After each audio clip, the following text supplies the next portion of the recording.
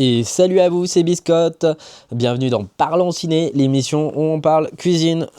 Écoutez, aujourd'hui je suis en bleu parce qu'on va parler de les Schtroumpfs, très drôle. Non, on va parler d'Avatar, c'est bon.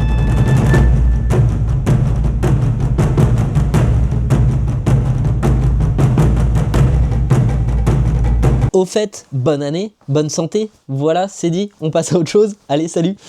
Alors, parler d'Avatar, ça fait des années que j'ai envie de le faire parce que je le dis tout de suite, je suis un fan absolu de la saga initiée par James Cameron en 2009. Très important, je vais spoiler comme un gueudin la saga, donc si vous n'avez pas encore vu De Feu et de Cendres, soit je vous recommande d'aller le voir, soit si vous en foutez, vous pouvez regarder cette vidéo, mais c'est pour étayer mon propos justement pour parler du film. Voilà. Bon alors faut qu'on parle.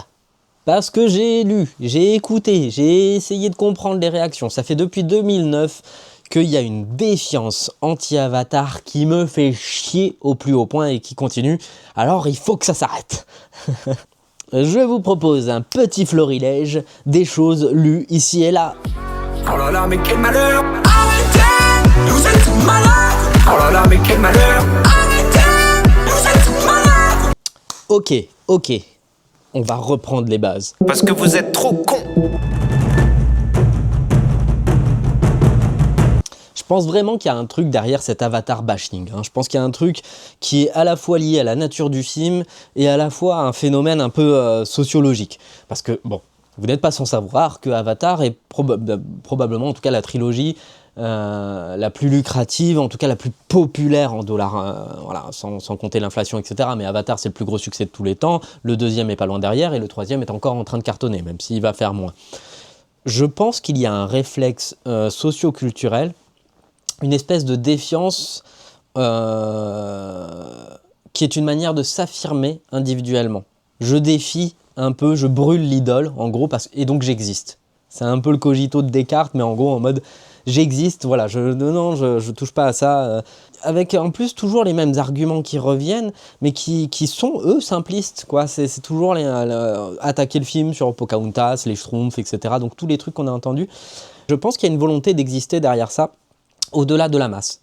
Au-delà de la masse et de ne pas se laisser abandonner, surtout que c'est des films qui parlent quand même du sacré, qui parlent de choses un peu spirituelles et qui parlent mine de rien, justement presque de la négation de l'individualité au profit d'une démarche un peu plus communautaire dans le bon sens du terme, quoi. Surtout en termes d'espèces, qui remet en question, etc. Donc on a souvent simplifié le propos du film, alors que finalement ce sont plutôt des choses essentielles et plutôt cool, quoi. Mais voilà, il y a cette défiance, j'ai ma liberté de penser, quoi.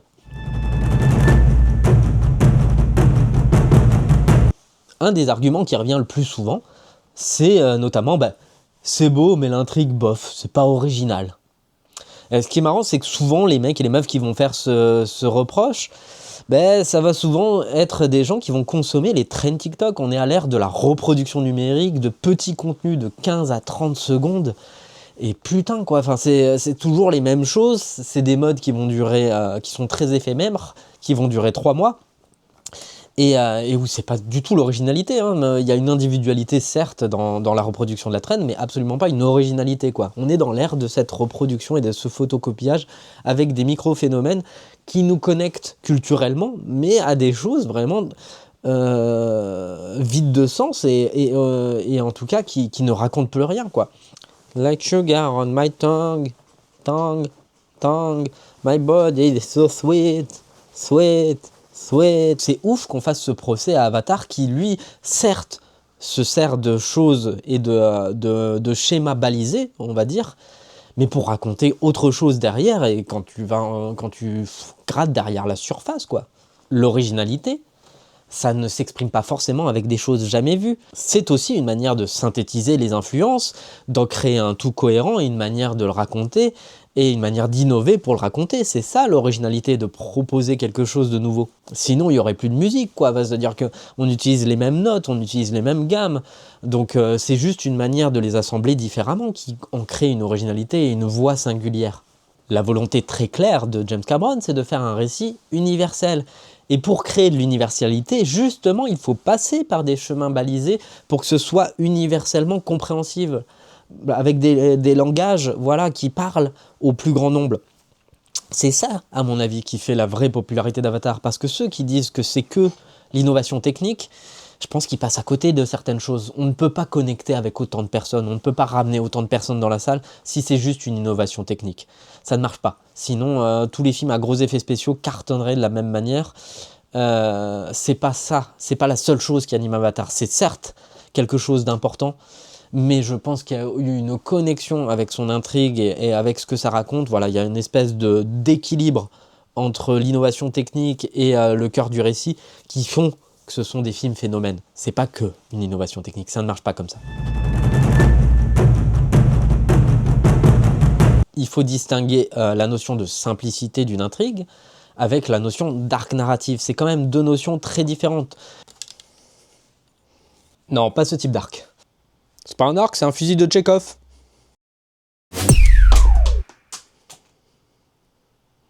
On a un schéma d'intrigue qui s'appelle le monomythe, mis en évidence par Joseph Campbell dans le livre Le héros aux 1000 visages.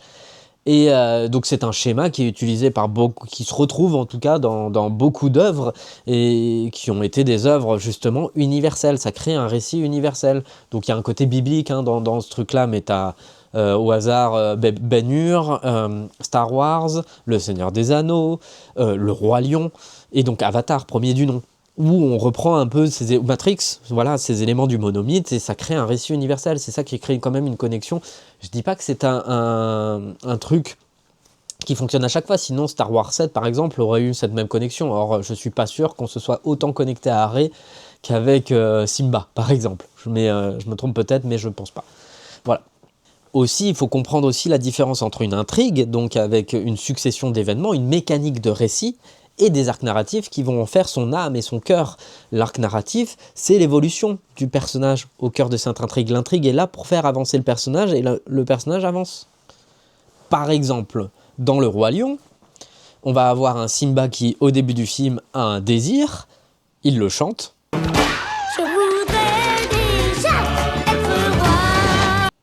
Est-ce qu'il avait besoin de ça? Non, justement, puisque ce désir crée son trauma et il finit par fuir son désir et par comprendre son véritable besoin et par prendre sa véritable place. C'est ça qui en fait un récit hyper fort. Pas qui tu es. A l'inverse, tu as l'arc négatif dans Scarface où le désir du héros le mène à sa chute. Voilà, c'est un peu l'anti-Roi Lion, si vous voulez, Scarface, avec un rise and fall, etc. Ça me sidère d'ailleurs qu'on ait fait de Tony Montana, quand je vois des t-shirts à l'effigie de Tony Montana et à quel point c'est un personnage qui est une icône pour certaines personnes, ça me sidère. Mais bon, pourquoi pas. Rien à foutre de Tony Montana, je préfère Amélie Poulain. Un vrai super-héros est censé protéger veuve orphelin. Enfin, dans le premier Avatar, on est totalement dans ce récit initiatique, universel, tout ce que vous voulez, avec le désir de Jack Sully qui est en fait retrouver sa vie d'avant, sa vie de marine, ses jambes, tout ça, sous les ordres de Quaritch, etc. Donc avec une mission, et qui va finir par comprendre son véritable besoin, qui est au contraire de tuer son ancien lui, et de trouver une nouvelle vision du monde, et une nouvelle culture, et finalement une nouvelle espèce, dans laquelle il va se reconnecter et se retrouver beaucoup plus proche de son âme. Voilà en gros l'universalité du récit d'Avatar, dit simpliste si vous voulez, moi je trouve ça beau. Voilà, tout simplement. Et c'est pas parce que l'intrigue, justement, a des mécaniques simples qu'il n'y a pas de profondeur dans ces arcs et dans ce que ça veut raconter et dans tous ces thèmes et dans la manière de développer un monde qui va aussi te raconter quelque chose. C'est pas juste les mécaniques de l'intrigue qui forment l'entité d'un récit, c'est aussi la manière dont il présente un monde, dont il présente des personnages et des interactions entre eux. Voilà, c'est ça pour moi la richesse et qui fait qu'Avatar est un film somme et universel. Bien, maintenant on est revenu sur le premier Avatar, on va revenir sur ses suites. Et pour revenir sur ses suites, il faut comprendre un terme simple, c'est la notion de saga. Pour ça, je vais vous citer clairement James Cameron lors d'une convention le 13 avril 2016, donc il y a presque 10 ans, qui disait en parlant des suites d'Avatar. Nous faisons 4 films indépendants les uns des autres, mais le tout devrait constituer une saga. J'ai travaillé avec les 4 meilleurs scénaristes et designers du monde pour permettre au monde d'Avatar d'évoluer. L'environnement, de nouvelles cultures, tout ce qu'il faut pour qu'il prenne vie. D'après ce que je vois des projets, c'est au-delà du premier film, je suis sans voix. Voilà, donc Cameron, il explique ce que pour moi seront les films, voilà, qu'on a désormais eu la chance de voir. Mais il explique son ambition. Sa volonté, c'est à la fois de développer le monde avec les technologies. Donc, il y a à la fois un côté anthropologue avec la volonté de développer un monde, ses cultures, etc. De devoir développer les technologies cinématographiques pour pouvoir le mettre en visuel et pour que tout ceci serve un récit. Il a bien mis en avant l'idée qu'il fallait un récit, une saga, une saga, point. Voilà, une saga sur plusieurs films avec plusieurs personnages qui doivent exister. Et pour ça, il s'est entouré de scénaristes. Il ne l'a pas fait seul. Une autre ambition, donc dans cette même citation, qui est très importante pour la suite de mon propos, notre travail en tant que réalisateur est de continuer de faire des films pour le grand écran. Nous continuerons de faire de cette industrie le plus grand spectacle du monde. Mon producteur John Lando et moi sommes dévoués à l'expérience cinématographique. Et c'est fou à quel point, voilà, bon, on y parle déjà du regretté John Lando, donc paix à son âme, hein, parce que c'était un producteur très important qui a aidé à produire évidemment la saga Avatar, mais aussi Titanic. Donc c'était un collaborateur de longue date de Cameron. Mais il parle aussi d'un phénomène important, et aujourd'hui avec le rachat de Netflix, de Warner par Netflix par exemple, et finalement la multiplication des plateformes, la désertion des salles du cinéma, vraiment il était précurseur sur la menace qui planait sur l'expérience en salle. Et un film comme Avatar est exclusivement, enfin en tout cas essentiellement pensé pour une expérience en salle. C'est des films qui se vivent en salle, en collectif, sur des écrans géants. Voilà, ça doit être des expériences rares, pas forcément. Voilà, il faut des films comme ça. Faut pas que ça vienne tous les ans, mais des films rares qui sont des rendez-vous, qui sont des expériences, et des expériences, encore une fois, des expériences salles qui sont faites pour être vécues collectivement et pas sur un écran d'ordi et pas dans un salon, quoi.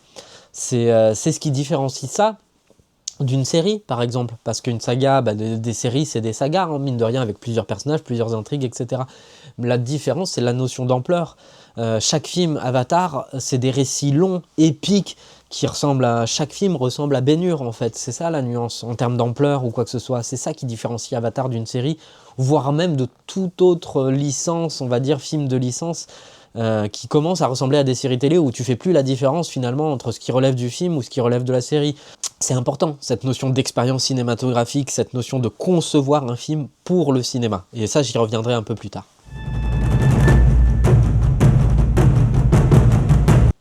La notion de saga, ça vient le mot saga, c'est du norrois, voilà, ça vient des pays du Nord. Et ça vient d'une tradition qui date du XIIIe ou XIVe siècle, voilà, c'est l'idée de raconter, c'est ce qui est dit. Voilà, et c'est souvent des événements légendaires, des voyages, des récits initiatiques, et c'est une manière de pérenniser la culture. Souvent, on parlait de la culture viking dans ces récits, notamment la légende de Beowulf ou quoi que ce soit. C'était une culture à l'époque orale, hein, parce qu'il n'y avait pas de cinéma à ce siècle-là. Mais voilà, ça vient de cette tradition-là. Donc quand Cameron il parle de faire une saga, on est dans cette idée-là, de créer une épopée sur une longue épopée, un long récit épique, sur plusieurs épisodes. Donc voilà, donc Avatar, la voix de l'eau est sorti 12 ans après le premier opus, hein, et près de 5 ans après avoir été tourné, quoi. Donc c'est vraiment un truc qui a été produit et vraiment avec un grand soin, quoi. Ça a été cuisiné ou quoi que ce soit.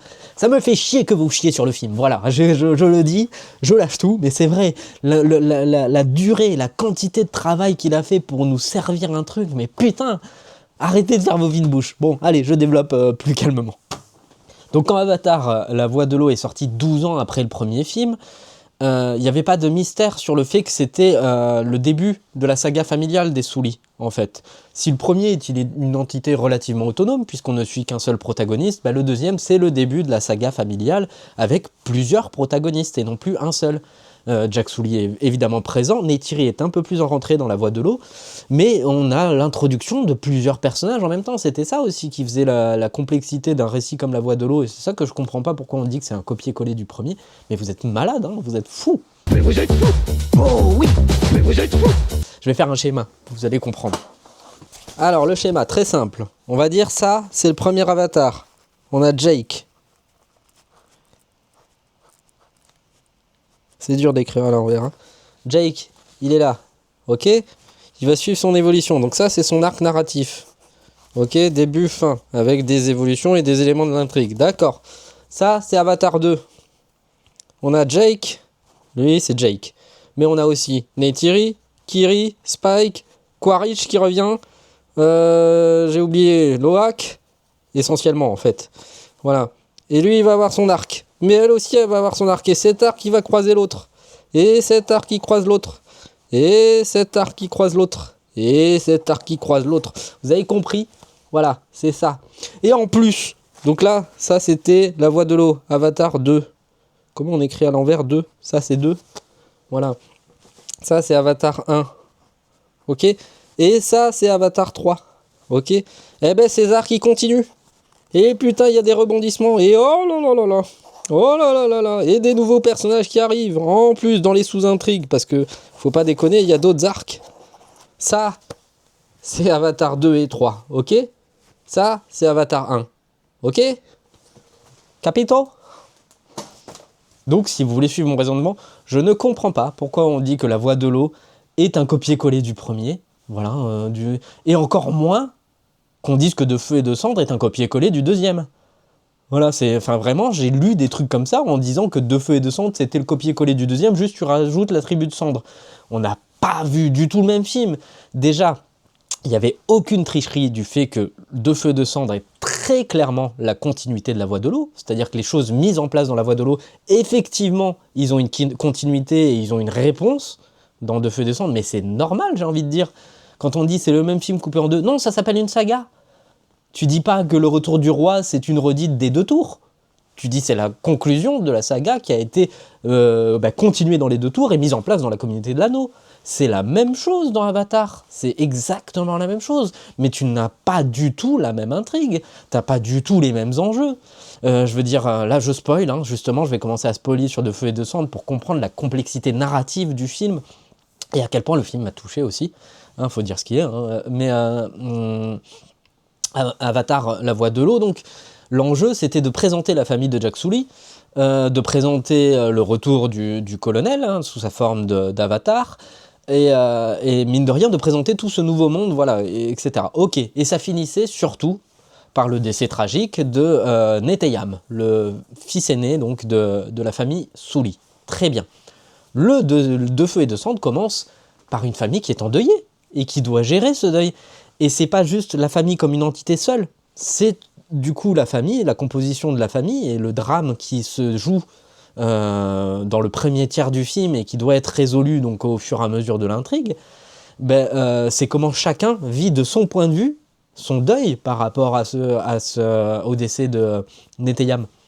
On a le point de vue de Jack Sully, on a le point de vue de Neytiri, donc la mère, c'est terrible hein, ce qu'elle vit.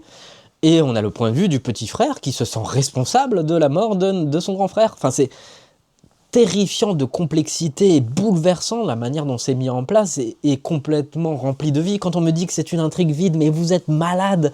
L'arc narratif, il est dingue. On a des scènes, je veux dire, c'est pas juste des scènes spectaculaires. Évidemment que le film est ultra spectaculaire et beaucoup plus que le second. En termes d'action, j'entends. Le second était spectaculaire, mais d'un point de vue plus contemplatif, avec justement cette espèce d'émerveillement, mais d'émerveillement, oui, contemplatif, lent ou quoi que ce soit. Et ça finissait dans l'action, évidemment, etc. Mais dans le troisième, là, on est dans l'action pure. C'est un film qui est rempli d'action.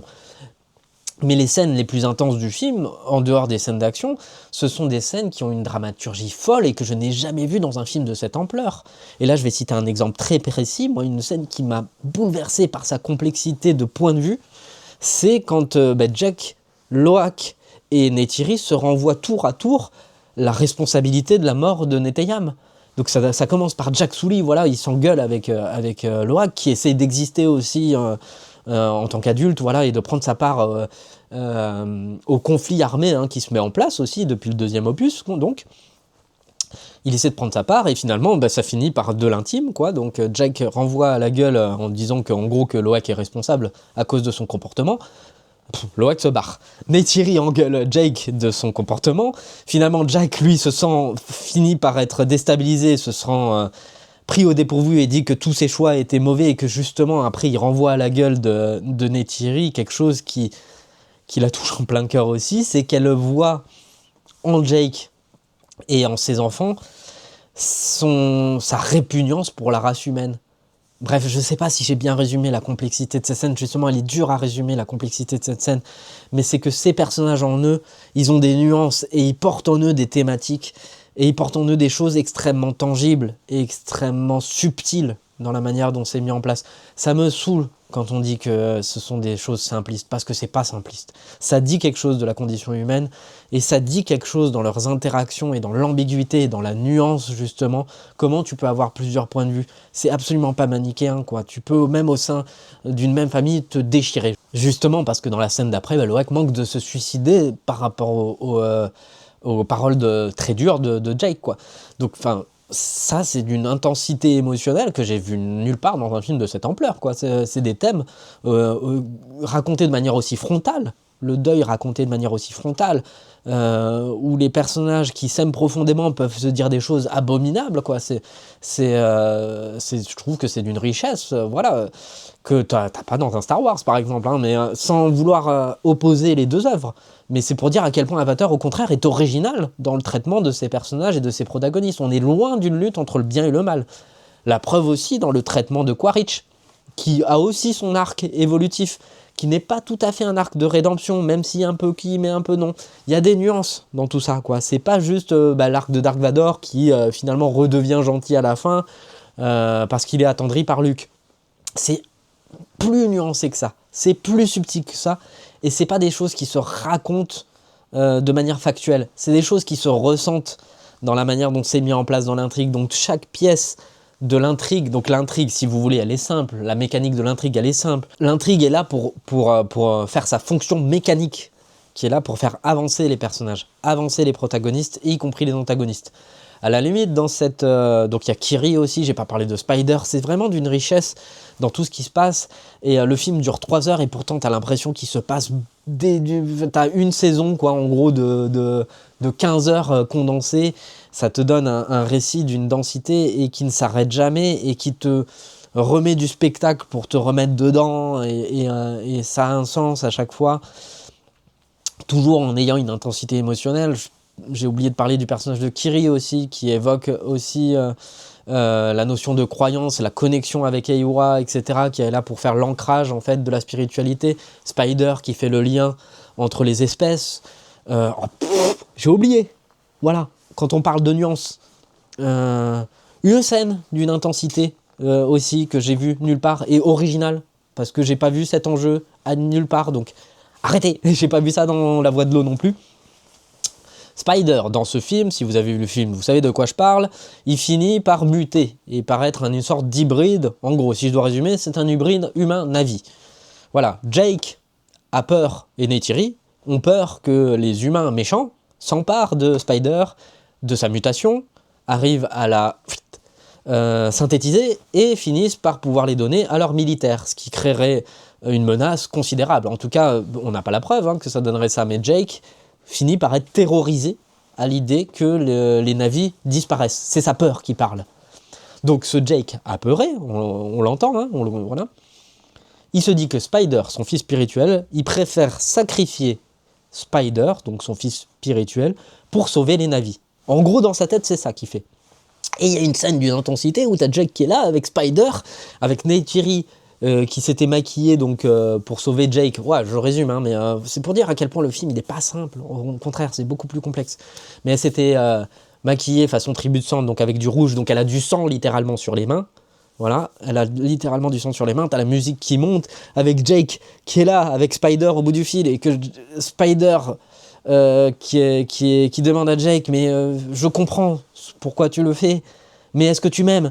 Et Jake qui répond, voilà, de tout mon cœur, et qui est là avec sa lame, et qui, voilà, avec un effet de mise en scène, t'as l'impression qu'il l'a vraiment fait. Putain, what the fuck? J'ai pas vu un film m'emmener là-dedans, quoi. Là-dedans où tu es toujours pareil dans la nuance. Tu comprends le raisonnement de Jake. Tu comprends qu'il est apeuré. Et tu comprends qu'il raisonne en stratège militaire. Bon, le fait qu'il l'ait pas fait est un soulagement immense que tu voilà, quand tu le vis. Mais justement, ça te montre à quel point c'est pas manichéen. C'est au-delà du bien et du mal. La preuve, puisque Quaritch peut aussi faire des actes de sauvetage ou quoi que ce soit, ils peuvent s'associer avec Jake dans des moments stratégiques. Voilà, c'est la preuve que c'est au-delà du manichéisme. Voilà. Donc bref, il y a une complexité d'intrigue qu'on ne peut pas, on ne peut pas dire Avatar est un film simpliste. Je refuse cet argument. Trouvez autre chose. Allez, on va nuancer un petit peu. Si vous voulez, on va comparer ça à de la cuisine. J'adore comparer le cinéma et la cuisine parce que pour moi c'est pareil. C'est des choses qui se savourent, qui se digèrent, qui se... Voilà. Mais Avatar, premier du nom, est un film beaucoup plus digeste, voilà, que ses suites. Pour la simple et bonne raison que c'est un tout droit. Avatar 1, tu regardes, c'est tout droit. La Voix de l'eau et de feu et de cendre, c'est beaucoup plus dur à encaisser, surtout de feu et de cendre, parce qu'il y a beaucoup de choses dedans. C'est un mets, voilà, c'est comme un plat, voilà, on va le comparer à la cuisine, mais un plat très sophistiqué, mais à la fois avec qui a bon goût, qui a beaucoup de saveur, qui a beaucoup de richesse, et pouf, faut le digérer, quoi, faut le digérer. Et parfois, il faut le faire passer, il faut l'intellectualiser, il faut que ça remonte un peu pour que tu puisses digérer le truc. C'est un peu moins intuitif, voilà. Un peu moins intuitif que le premier Avatar. Mais c'est normal en même temps, c'est lié à la nature du projet, quoi. Je veux dire, c'est tellement payant après, quand tu commences à raccorder un peu les fils, etc., que tu remets les wagons, que tu peux pas en vouloir. Ça peut être un défaut, ça peut être quelque chose qui exclut un peu certains spectateurs, et ça par contre, je le comprends volontiers. C'est en aucun cas lié à une forme de simplicité, c'est au contraire lié à une forme de complexité. Donc c'est ok, si je comprends que ça puisse créer cette forme de rejet, et ça, c'est les goûts et les couleurs, pour le coup. Mais c'est pas de la simplicité. C'est au contraire que c'est complexe.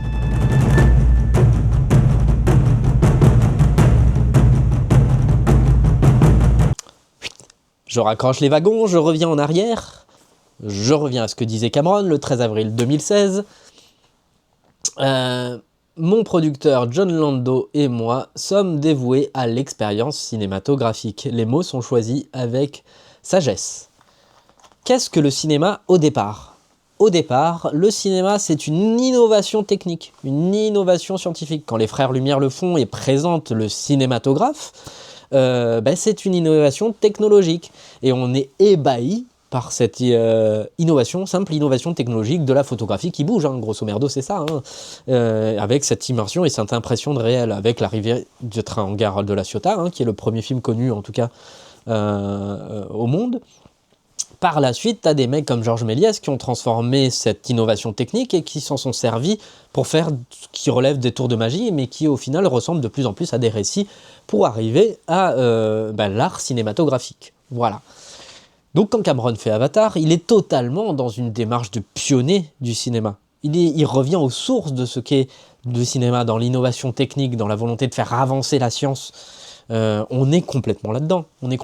Parce qu'il a développé des technologies, et on est blasé à ce point-là de ne pas voir que Avatar de feu et de cendre, il va beaucoup plus loin encore que le précédent. On est tellement blasé, on surconsomme tellement d'images qu'on ne se rend pas compte à quel point le spectacle qu'on voit à l'écran, il est incroyable d'ingénierie technologique. C'est une science pour arriver à comprendre ce qui se passe dans la bataille finale. On a des scènes aériennes avec des travelling partout dans tous les sens, du premier plan, du deuxième plan. On a donc une bataille aérienne, une bataille sous-marine, une intensité avec du montage alterné à la Eisenstein.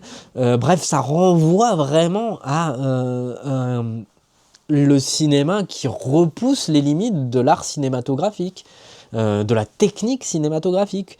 Et ça, je veux dire, il faut pas être blasé au point de ne pas le noter. Surtout que je pense que vraiment que ce film-là, ce Avatar de feu et de cendre, est un des derniers de son espèce. Déjà parce que, bon, il y en a pas comme ça, il y en a un tous les 10 ans, des films comme ça, mais c'est aussi, je pense que le cinéma est en train de s'éteindre, mine de rien, à cause ou grâce, enfin je sais rien, je suis pas là pour juger le sens de l'histoire, mais c'est vrai que DiCaprio, il a fait une déclaration un peu pessimiste sur l'avenir du cinéma, c'est que les cinémas allaient de plus en plus devenir des clubs de jazz, pour un peu spectateurs, cinéphiles, initiés, mais moins pour le grand public. Le grand public va se tourner vers les plateformes et consommer un peu plus de cinéma à la maison. Donc, ça je l'entends, et je pense que c'est probablement ce qui va arriver. Donc un film comme Avatar, qui a coûté autant de pognon, qui est justifié, hein, parce que le pognon, il n'est pas là pour raquer des péages, hein, il est là pour innover les technologies, justement, et faire avancer les techniques et pour faire avancer le langage cinématographique, tu vois. Donc c'est justifié. Mais je pense que ça ne pourra plus arriver. Ça ne pourra plus arriver sous cette forme, avec le monde économique, la crise, etc. En tout cas, pas avant que les choses se soient apaisées. Je pense qu'on est malheureusement, si on est dans une logique keynésienne du monde, avec des cycles de crise, on est dans une période de crise. Donc c'est pas dans une période de crise qu'il pourrait y avoir de nouveau un film comme Avatar, malheureusement. Donc profitez-en, merde. Arrêtez de cracher dessus. Bref, en tout cas, Avatar est un héritier total de cette approche scientifique. Et je suis subjugué, voilà, par l'expérience que ça représente sur grand écran, hein, avec le spectacle que ça représente. Et comment il lui a donné une intensité.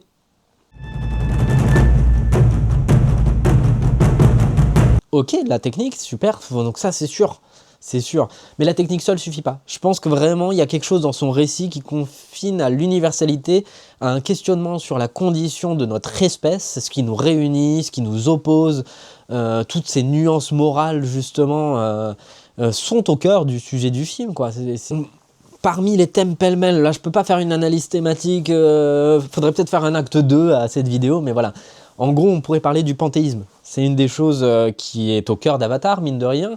Le panthéisme, c'est une doctrine philosophique et religieuse selon laquelle Dieu, en fait, tel qu'on l'a nommé, le monde et la nature ne font qu'un. Il y a pas c'est une critique presque du monothéisme avec un Dieu incarné et qui ressemblerait finalement à un Dieu que l'homme a créé à son image.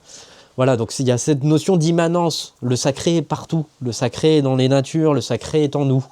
Voilà, il y a ce thème-là qui, mine de rien, est une réponse au cynisme ambiant de notre société aussi, où on a fait de l'individualité le culte finalement final, où l'homme supérieur, en gros, de Nietzsche, c'est horrible, hein. Mais il y aurait ça,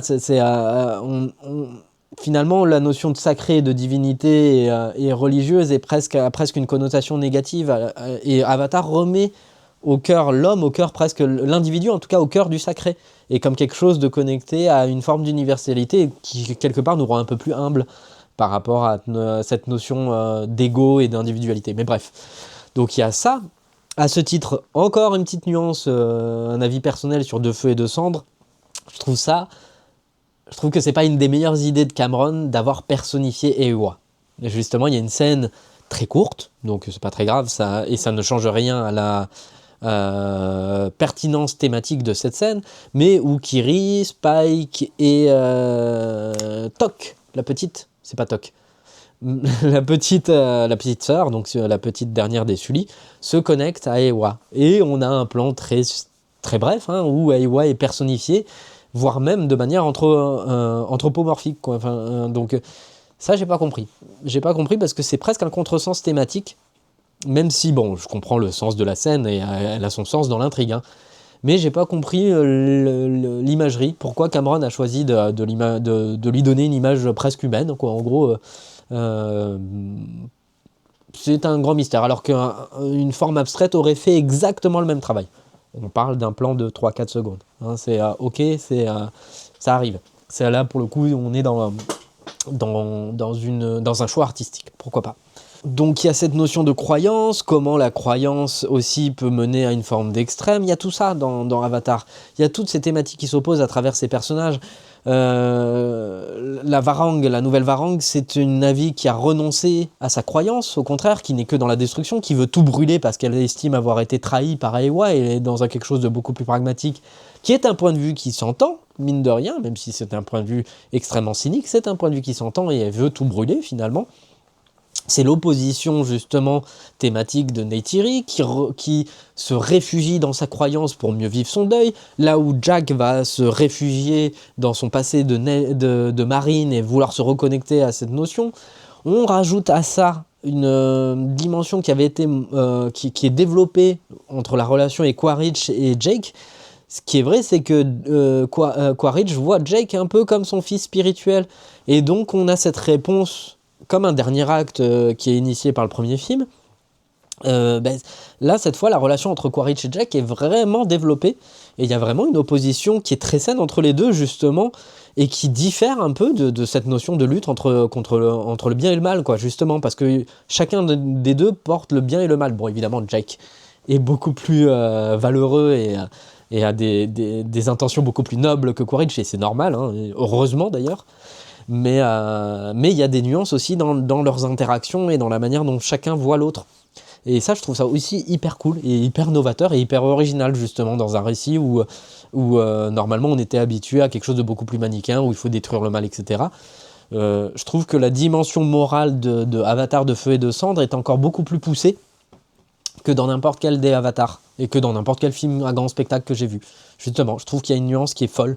Je l'ai dit beaucoup, ce mot nuance, mais je trouve que c'est vraiment le sentiment qui me domine vraiment quand j'essaye d'étudier un peu le récit et toute la tragédie que ça représente et toutes les nuances qu'il y a. Je pourrais également parler de la notion de désobéissance civile, par exemple, d'Henri David Thoreau.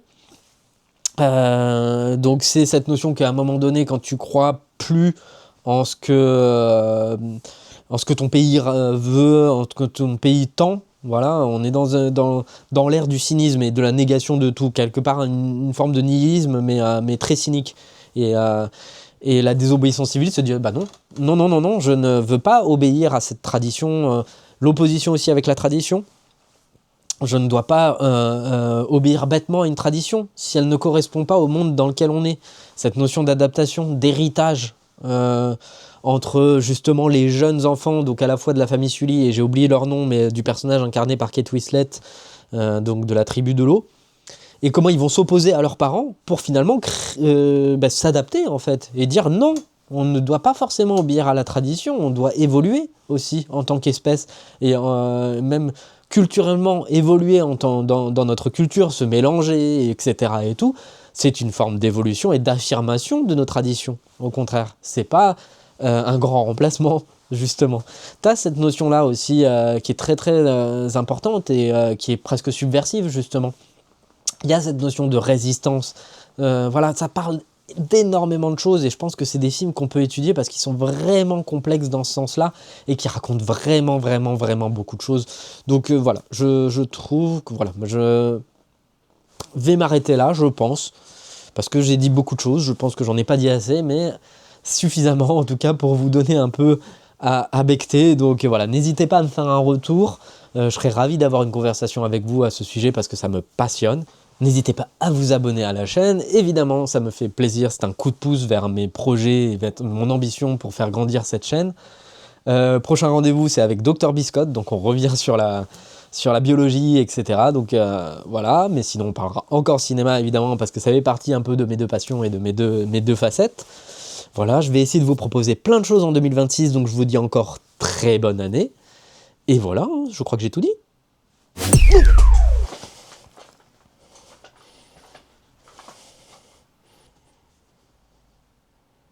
Je vous avais prévenu, hein. C'était un fusil de Tchekhov.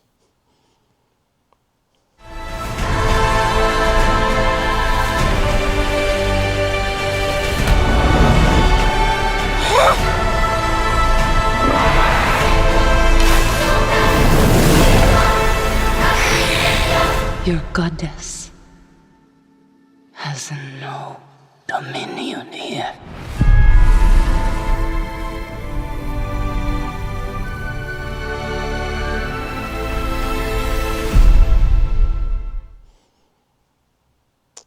Abonnez-vous.